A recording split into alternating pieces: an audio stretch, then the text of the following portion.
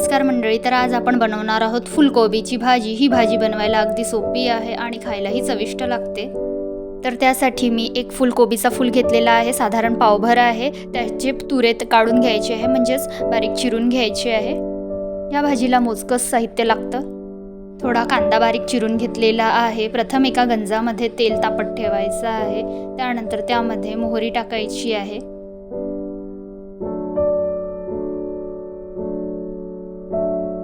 मोहरी तडतडली की जिरे टाकायचं आहे, त्यानंतर बारीक चिरलेला कांदा टाकायचा आहे। कांदा छान परतून घ्यायचा आहे। त्यानंतर यामध्ये 1 चमचा आलं लसूण पेस्ट टाकायची आहे, ती पण छान परतून घ्यायची आहे।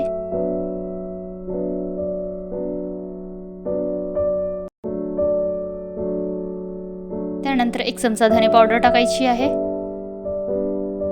एकजीव करायचं आहे चमच्याने। हळद टाकायची आहे।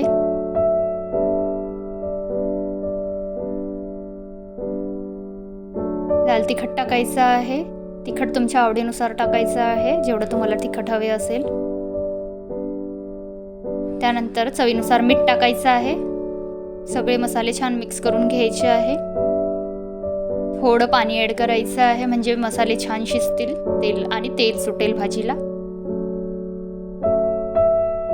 बघू शकता छान तेल सुटलेलं आहे। आता फुलकोबी टाकूया।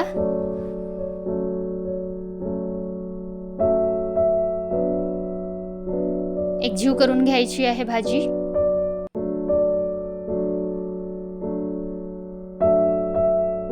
मी 1 टोमॅटो बारीक चिरून घेतलेला आहे।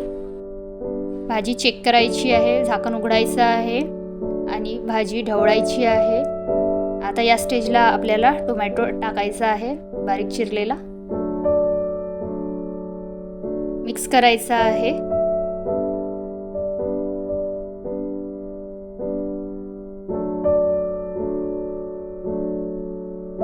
थोडंसं पाणी ॲड करायचं आहे, म्हणजे भाजी बुडायला लागणार नाही आणि पूर्णपणे शिजणार।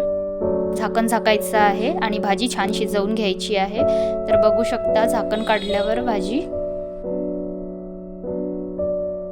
छान शिजलेली आहे। कोथिंबीर टाकूया। तर अशा प्रकारे आपली साधी सोपी अशी फुलकोबीची भाजी तयार झालेली आहे। तर रेसिपी साधी सोपी आहे आणि कमी वेळात होणारी आहे। तर रेसिपी नक्की ट्राय करा आणि व्हिडिओ आवडल्यास लाईक करा, शेअर करा आणि चॅनलला सबस्क्राईब करा। भेटूया नेक्स्ट व्हिडिओमध्ये।